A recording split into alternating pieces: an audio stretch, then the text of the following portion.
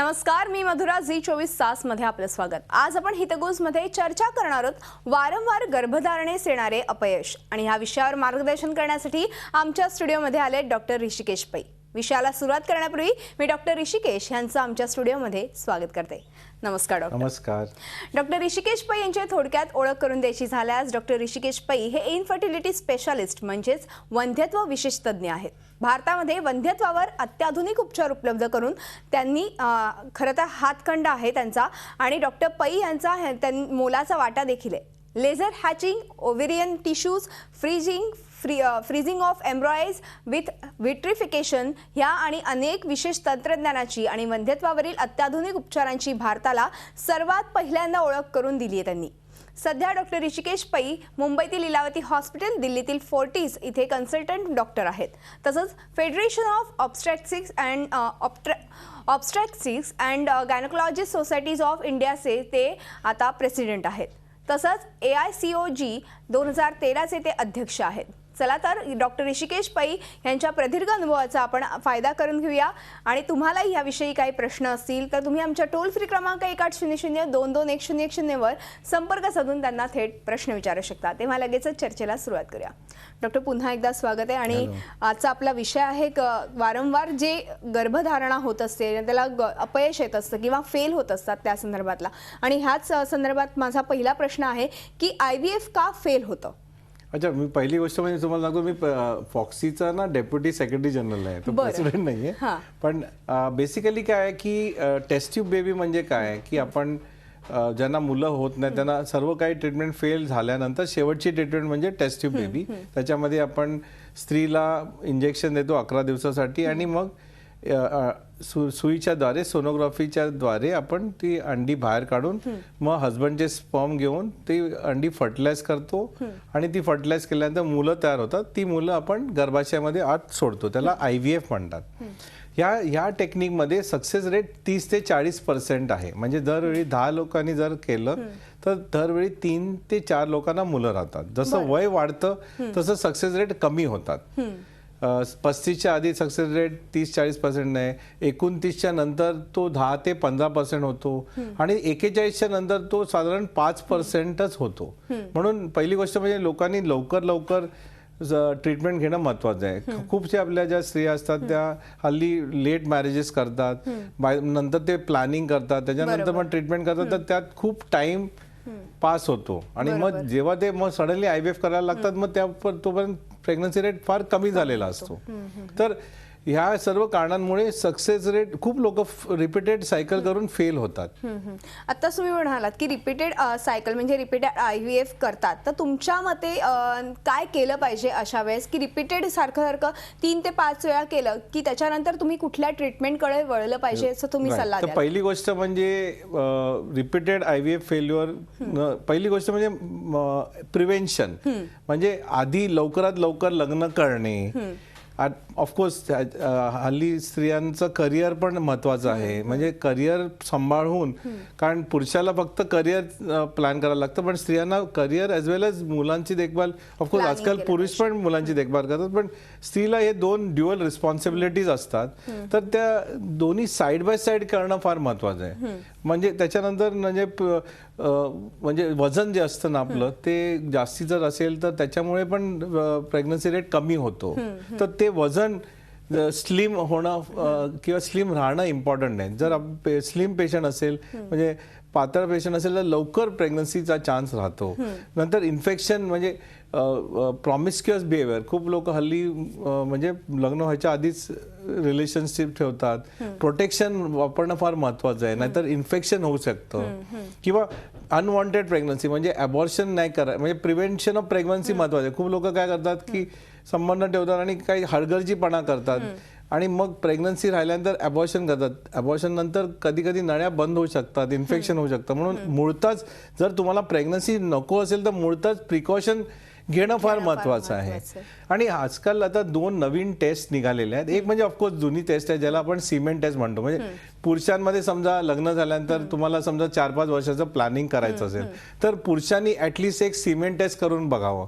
जर cement taste normal असेल तर ओके, 2-3 वर्ष प्लॅनिंग केलेलं चालेल। जर काउंट पहिलाच मुळता कमी असेल तर he can go for early pregnancy. त्याचप्रमाणे स्त्रीमध्ये एक सोनोग्राफी करून बघणं महत्वाचं आहे. आणि एक आजकाल नवीन टेस्ट आले त्याला AMH म्हणतात, अँटी मुलेरियन हार्मोन. ती टेस्ट आहे, त्याच्याने आपल्याला समजते की अंडकोशामध्ये अंडी आहेत की नाही. आजकालच्या जमान्यात असं मी पाहिलं की खूप लोकांमध्ये AMH फार कमी निघतं. नॉर्मल AMH 2 आणि 4च्या मध्ये असतं, पण 1च्या कमी असेल आणि तर लगेच बेबीज ट्राय करणं महत्वाचं आहे. कारण जसं AMH कमी होत जातं तसं अंडकोशातली अंडी कमी होतात आणि त्यामुळे रिझल्ट कमी होतात. तर prevention is better than cure. समजा एखाद्या स्त्री कपलचं लग्न झालं तर आम्हाला 3 वर्ष नको आहे बेबी, बरोबर, हस्बंडनी एक सिमेंट टेस्ट करावी आणि स्त्रीनी एक सोनोग्राफी आणि एक AMH करावा. सोनोग्राफीमध्ये काय मेजर प्रॉब्लेम निघाला, फायब्रॉइड निघाले, मोठं काहीतरी सूज निघाली नळीमध्ये, एंडोमेट्रोसिस निघालं, तर लगेच मग ट्रीटमेंट करणं इम्पॉर्टंट आहे. किंवा AMH एकदम कमी निघालं, 1च्या खाली आलं AMH, तर मग लवकर प्रेग्नन्सी प्लॅनिंग नाही करायचं, मग लवकर प्रेग्नन्सी करणं महत्वाचं आहे. सेकंडली 35च्या आधी प्रेग्नन्सी करणं महत्वाचं आहे. 35च्या नंतर IVFचे रिझल्ट म्हणजे टेस्ट ट्यूब बेबीचे रिझल्ट पण हळूहळू कमी होतात. तर त्याचा सक्सेस रेट कमी व्हायला लागतो. राईट. तर आजच्या माझा बोलण्याचा हेतू काय आहे की prevention is better than cure. Prevention is better than cure. जर पहिल्यांदाच आपण अशा गोष्टी केल्या ज्याच्यानी आपल्याला लवकर जर प्रेग्नन्सी करता आली तर दॅट इज मोर इम्पॉर्टंट. म्हणजे थोडक्यात लवकर लग्न करून तुम्ही लवकरात लवकर प्लॅनिंग करा, म्हणजे की जास्त काळ त्याच्यामध्ये घालवू नका, नाहीतर मग पुढे जाऊन त्याचे वाईट परिणाम. आणि प्लॅनिंग जर करायचं असेल तर AMH करा, सगळ्या टेस्ट करा आणि मग त्याच्यानंतर डिसाईड करा की एक्झॅक्टली काय करता येईल. त्याचबरोबर IUI झालं, IVF झालं, त्याचबरोबर ICSI हे एक नवीन तंत्रज्ञान खरं तर आता वैद्यकीय क्षेत्रात आलेलं आहे. या संदर्भात त्याबद्दल काय सांगा? राईट. तर आता IVF मध्ये आम्ही काय करतो की अंडी काढल्यानंतर 1 लाख स्पर्म घेऊन प्रत्येक अंड्यावर सोडतो आणि अंड्याला स्पर्म फर्टिलाइज करतो आणि मूल तयार होतं. पण ज्या लोकांमध्ये स्पर्म काउंट मुळताच कमी असतो किंवा स्पर्म वीक असतात त्या लोकांमध्ये IVFनी प्रेग्नन्सी राहत नाही. त्याच्यासाठी म्हणून एक नवीन टेक्निक 1995 मध्ये ते टेक्निक आलं, त्याला ICSI म्हणतात, ज्याच्यामध्ये स्पर्म आम्ही एक उचलतो मशीननी, अंड्यामध्ये जबरदस्ती इंजेक्ट करतो, त्याला इंट्रासायटोप्लाझ्मिक स्पर्म इंजेक्शन म्हणतात. आणि त्या टेक्निकमुळे भरपूर लोकांना ज्यांना पुरुषामध्ये प्रॉब्लेम, स्पर्म कधी काउंट कमी असू शकतो किंवा मुवमेंट, त्याला मोटिलिटी म्हणतात, ती कमी होऊ शकते, किंवा ॲबनॉर्मल स्पर्मचं प्रमाण जर जास्ती असलं तर ह्या तिन्ही गोष्टींमुळे रिझल्ट आणि प्रेग्नन्सी रेट कमी होऊ शकते. तर अशा लोकांमध्ये ICSIमुळे खूप लोकांना आता जवळजवळ नॉर्मली जर 35 वयाच्या खाली जर स्त्री असेल आणि तिने ICSI केलं तर जवळजवळ 30 ते 40% म्हणजे 30 to 40% लोकांना दरवेळी मुलं राहतात.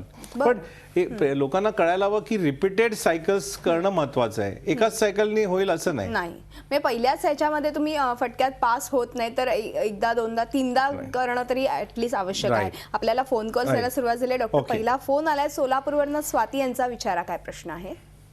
नमस्कार स्वाती बोला. हा, माझ्या लग्नाला 10 वर्ष झालेले. बरं. आणि नंतर पण IUI झालं आणि आता याच महिन्यामध्ये IVF केलेलं आहे, पण रिझल्ट ओके नाही आला त्याचा. IVFचा रिझल्ट नॉर्मल नाही आला. हा, बरं. आणि नंतर मग आता परत तेच करावं लागेल म्हणले, पण त्याचं परवडत पण नाही ना रेट आमच्या. तुमचं वय किती आहे? आता माझं 29 वय आहे. 29 वय. आणि तुमच्या मिस्टरांचं? त्यांचं वय 32 आहे. बरं. काय कारणामुळे, म्हणजे तुमची आधी दुर्बीण तपास केलेला होता डॉक्टरांनी? हो, माझे रिपोर्ट सगळे नॉर्मल आहेत. मिस्टरांच्यात माझा प्रॉब्लेम आहे. काय काउंट आहे मिस्टरांचा? त्यांच्या म्हणजे नाहीच अजिबातच, बीजच नाहीयेत. मग म्हणजे IVF मध्ये डोनर स्पर्म वापरले का? हो. अच्छा. तर बेसिकली काय आहे ना, जसं मी तुम्हाला सांगितलं की तुम्हाला ऍक्च्युली IVFच्या आधी डोनर इन्सेमिनेशन करून पाहिलं का त्यांनी? हो, ते सगळं रिपोर्ट वगैरे पाहिलं त्यांनी. मला IUI करताना पण बाहेरचं वापरलं होतं. अच्छा. तर किती वेळा IUI केलं तुम्हाला? 4 वेळे IUI केलेलं आहे माझं. राईट. ठीक आहे. तर म्हणजे तुमच्या डॉक्टरांनी बरोबर केलंय. पहिली गोष्ट म्हणजे आम्ही काय करतो, IUI ट्राय करून बघतो. बरोबर. आणि त्याच्या आधी लॅप्रोस्कोपी करून बघतो की नळ्या बिळ्यात सर्व ठीक आहे, काय दुसरा प्रॉब्लेम नाही आहे का. त्याच्यानंतर IUI करतो. IUI मध्ये नॉर्मल सक्सेस रेट 10 to 15% आहे. म्हणजे दरवेळी 10 लोकांनी IUI केलं तर दरवेळी 1 किंवा 2 लोकांना राहू प्रेग्नन्सी शकतं. राहते. बरोबर. त्याच्यानंतर समजा नॉर्मली असं बघण्यात आलं की 4 ते 6 सायकल आईच्या केल्या आणि नाही राहिलं तर मग तेच परत परत करून काय फायदा नाही. तर मग नेक्स्ट स्टेप मध्ये जातो आपण, त्याला IVF म्हणतात. IVF मध्ये अंडी बाहेर काढून आता ह्यांच्या बाबतीमध्ये डोनर स्पर्म घेऊन फर्टिलाइज करून बेबी त्यांनी आत सोडलेत. पण ते परत परत करायला लागतं. आता ऑफकोर्स प्रॉब्लेम इंडियामध्ये कॉस्टचा आहे, पण आजकाल खूपशी चांगली युनिट्स आता झाले जे साधारण 50-60 हजारामध्ये करतात IVF आणि साधारण 20-25 हजाराची औषधं लागतात. आणि ऑफकोर्स आता ना ते आता आपल्याला गव्हर्नमेंटला रिक्वेस्ट करायला हवे की राजीव गांधी योजनेमध्ये IVF ला पण आणणं महत्वाचं आहे. आणि हे अल्प दरात उपलब्ध नाहीये. 70-80 हजार पण खर्च खूप जास्ती आहे. तर आणि काय ना आपल्या देशामध्ये ना ऍटलीस्ट एक तरी मूल होणं, चाइल्ड होणं महत्वाचं आहे. यु नो ते जेनेटिकली म्हणजे government should I feel bring it under Rajiv Gandhi योजना. पण म्हणजे आम्ही आमच्याकडे पण जर आता ह्या केसमध्ये स्वाती यांच्या केसमध्ये IVF त्यांनी एकदाच केलं तर अजून एकदा केलं तर अजून 2-3 सायकल करायला हवे किंवा दुसरा एक पण आणि त्यांचं वय पण कमी आहे, त्यांचं वय फक्त 29 आहे. दुसरा पर्याय म्हणजे म्हणजे मी काय म्हणतोय की जर तिने 2-3 वेळा चांगल्या युनिट मधनं केलं तर नक्कीच तिला बेबी राहील. बरोबर. म्हणजे नक्कीच त्यांनी एकदा दोनदा ट्राय करायला काही हरकत नाही. अजून एक फोन आला, आपण फोन घेऊया. निकिता बोलतायत इंदापूरवरनं, विचारा काय प्रश्न आहे. हॅलो. नमस्कार. Hello doctor, good afternoon. बोला.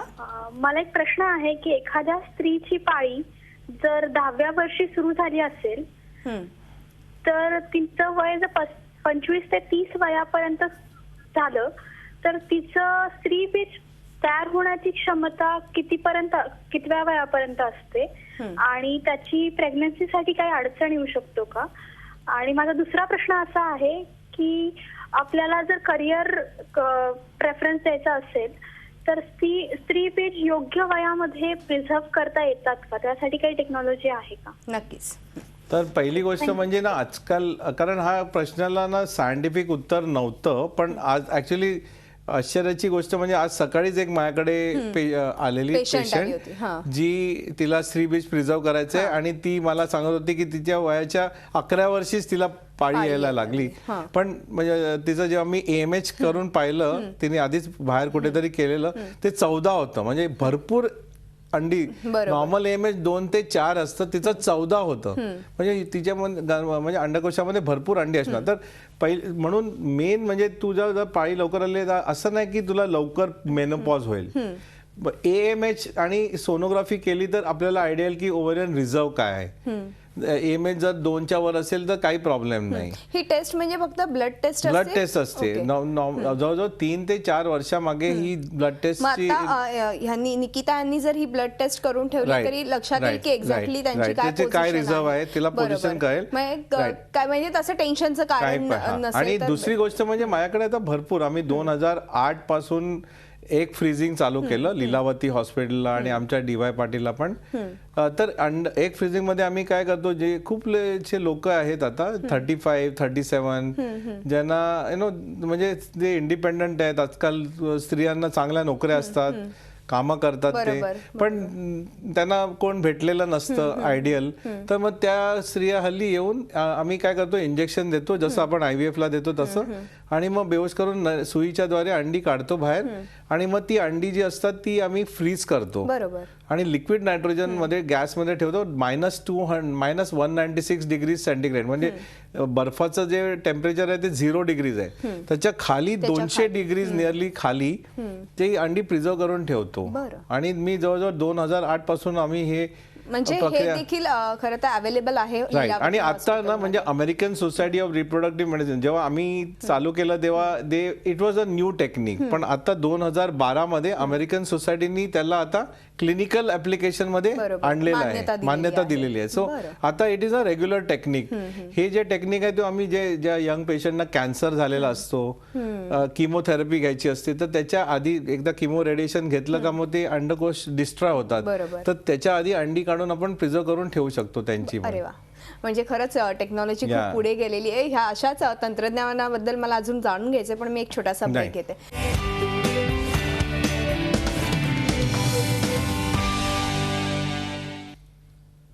हितगुजमध्ये आपलं पुन्हा एकदा स्वागत आणि आज आपण चर्चा करतोय वारंवार गर्भधारणेस होणारे अपयश. आपण आणि आपल्याला मार्गदर्शन करतात डॉक्टर ऋषिकेश पै.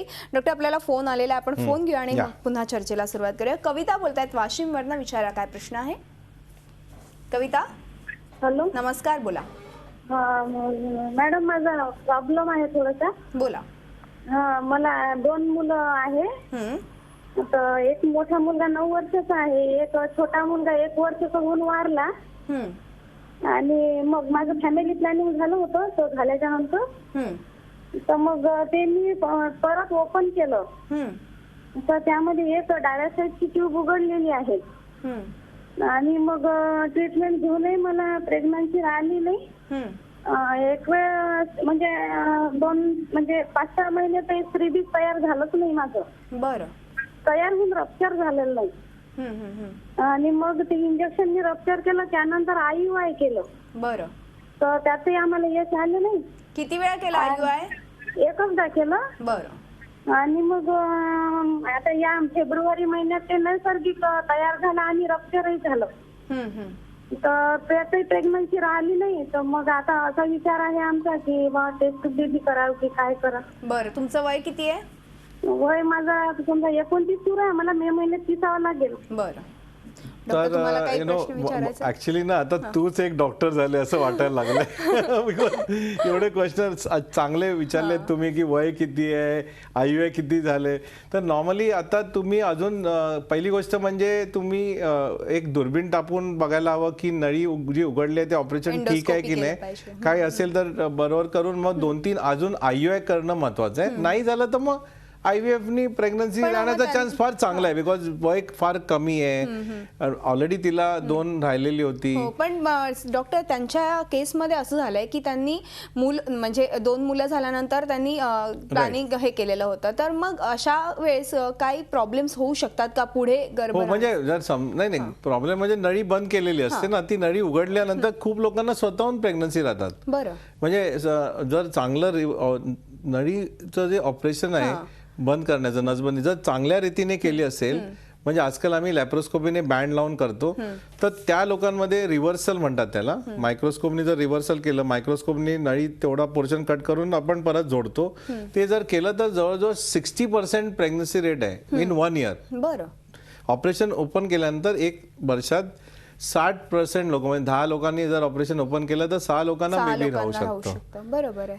समजा ते नाही झालं तर मग IVF ने बेबी राहू शकतं. तर माझ्या मते त्यांनी ऑपरेशन ओपन केलंय ना, ते बघणं ठीक आहे की नाही करण्यासाठी एक लॅप्रोस्कोपी करावी आणि नळी जर तर ते करेक्ट करावी. नंतर 2-3 IUI अजून कराव्या. नाही झालं तर मग टेस्ट ट्यूब बेबी करावा. नक्कीच. अजून एक फोन आला, आपण फोन घेऊया. अहमदनगरवरनं प्रवीण बोलतायत. विचारा काय प्रश्न आहे.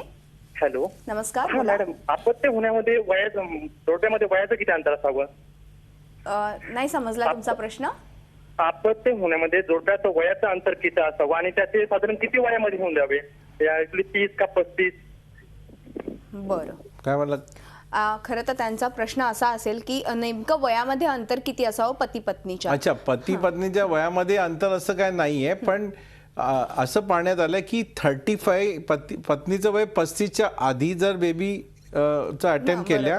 आणि आता पहिल्यांदा वाटायचं की पुरुषांमध्ये पण एजचा काय फरक नाहीये, पण असं पाहण्यात आलं की जर वयस्कर पुरुषांनी जर प्रेग्नन्सी केली तर त्या ऑटिझमचा जरा चान्स वाढू शकतो. म्हणून 40च्या आधी पुरुषांच्या वयाचं 35 इन विमेन आणि 40 इन मेन. बरोबर. म्हणजे ह्या पिरियडच्या आधी जर प्रेग्नन्सी राहिली तर बेटर. म्हणजे त्याच्यानंतर आम्हाला असं वाटायचं की पुरुषांमध्ये 70 पर्यंत, पण त्याच्यामध्ये असं आजकाल नवीन रिसर्च आलं ज्याच्यात वयस्कर वडिलांना जी मुलं होतात त्यांच्यामध्ये स्लाइट इन्क्रीज होण्याची शक्यता असेल ना. म्हणजे 100% अजून काय एस्टॅब्लिश झालेलं नाही, पण म्हणजे बेसिकली काय आहे की लवकर प्रेग्नन्सी केलेली बरी. लाईफ मध्ये सर्व आधीच्या जमान्यात सर्व ठीक असायचं, पॅरलल मध्ये चाललं पाहिजे. I know it is difficult for, म्हणजे स्पेशली स्त्रियांसाठी आजकाल इक्वालिटी आहे इन एव्हरीथिंग.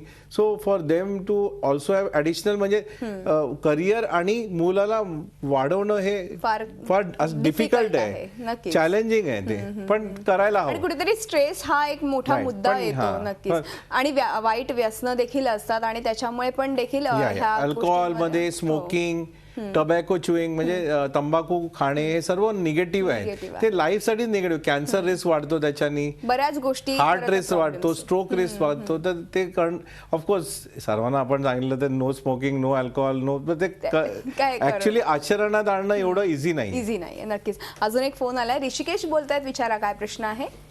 नमस्कार, बोला. असं मला डॉक्टरांना प्रश्न असा विचारायचा होता की गर्भाशयाची जर टीबी असेल तर प्रेग्नन्सी राहायला पण त्रास होतो का, आणि ट्यूब जर ब्लॉक असतील तर ते ओपन होतात का ट्रीटमेंटने? नक्कीच नक्कीच.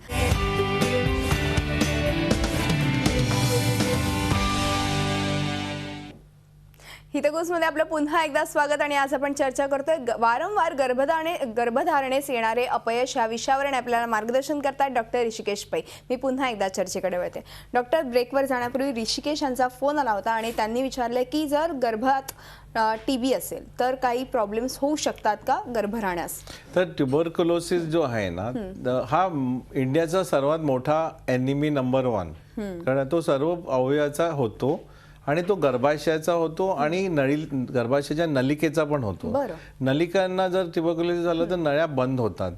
त्या नळ्या बंद झालेल्या नळ्या आणि गर्भाशयाला जर झालं तर लायनिंग खराब होऊन कधी कधी पाळी पण बंद होते. तर नॉर्मली अशा लोकांना आम्ही एकदा डायग्नोसिस दुर्बीण टाकून बघतो, प्लस ब्लड टेस्ट आणि मांटू टेस्ट म्हणून असते, चामडीला टीका लावून बघतो. ह्या सर्व डायग्नोसिस घेऊन मग आम्ही ठरवतो यांना ट्युबरक्युलोसिस आहे की नाही. टीबी गर्भाशयाचं लायनिंग पण काढून 2 टेस्ट करतो. एक PCR टेस्ट म्हणतात, टीबी PCR, आणि एक नवीन टेस्ट आले त्याला टीबी बॅकटेक म्हणतात. तर ह्या सर्व blood test, TB PCR, TB BACTEC, दुर्बिणीचा तपास, लॅप्रोस्कोपी म्हणजे पोटाच्या आत दुर्बीण टाकणं त्याला लॅप्रोस्कोपी म्हणतात, गर्भाशयाच्या आत टाकणं त्याला हिस्ट्रोस्कोपी म्हणतात, एक्सरे, अल्ट्रासाऊंड आणि मांटू टेस्ट, हे सर्व टेस्ट घेऊन आम्ही ठरवतो की ह्या पेशंटला ट्युबरक्युलोसिस आहे की नाही. जर तो ट्युबरक्युलोसिस असेल तर त्यांना 7 महिने ट्रीटमेंट दिली जाते. 3 ते 4 ड्रग्स पहिल्या 2 महिन्यात दिले जातात आणि नंतर नेक्स्ट 5 मंथ्समध्ये 2 ड्रग्स दिले जातात. खूप लोक ना इनकम्प्लीट ट्रीटमेंट घेतात, 1 महिन्यासाठी घेतात, 2 महिन्यासाठी घेतात, 3 महिन्यासाठी.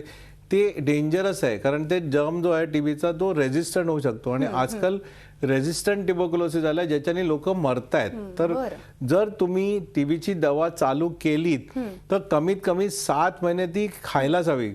या दवामध्ये काही लोक साईड इफेक्ट्स असतात, तर लोक म्हणजे वॉमिटिंग, नॉशिया असं झालं तर ते गोळ्या बंद. पण जर ही ट्रीटमेंट घेतली पूर्ण 7 महिने, त्याच्यानंतर तुम्हाला गर्भ राईट, तर ट्रीटमेंट घेतल्यानंतर खूप लोकांमध्ये ट्युबरक्युलोसिस निघून जातो आणि स्वतःहून प्रेग्नन्सी राहते. बरोबर. खूप लोकांना ज्या नळ्या डॅमेज झालेल्या असतात त्या उघडत नाहीत. अशा लोकांमध्ये ऑपरेशन करून नळ्या उघडणं ला काहीच फायदा नाही. तर टीबीच्या नंतर ज्या नळ्या डॅमेज होतात आणि जर त्या बंद झाल्या आणि त्या जर ऑपरेशन करून आपण उघडल्या तर प्रेग्नन्सीचा चान्स 1% आहे. बरं.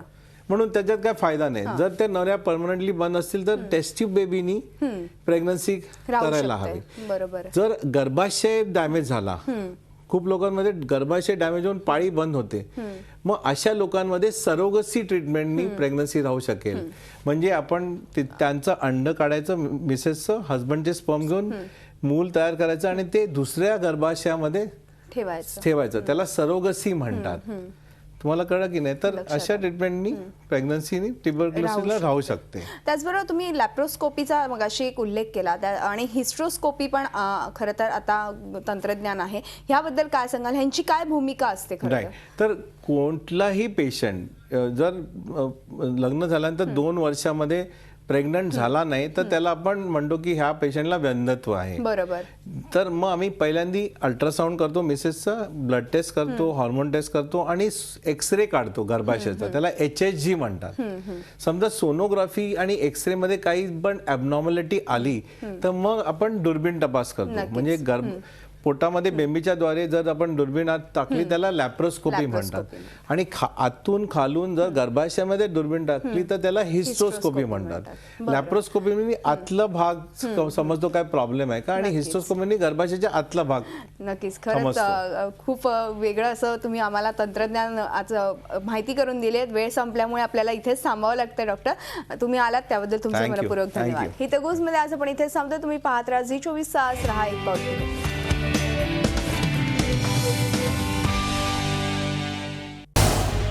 झी 24 तास रहा एक पाऊल पुढे.